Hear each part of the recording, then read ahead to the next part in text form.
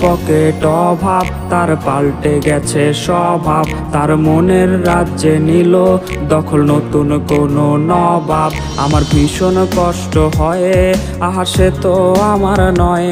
ওরে করলো রে সে এক, হায়রে নিখুঁত অভিনয়। আমার পুরুষে পুরুক বুক, তুই কুড়ারে তোর সুখ। তবু মরার আগেও আমি দেখবো না রে তোর মুখ। আমার মৃত আত্মাটা তোরে ডাকবে একদিন খুব।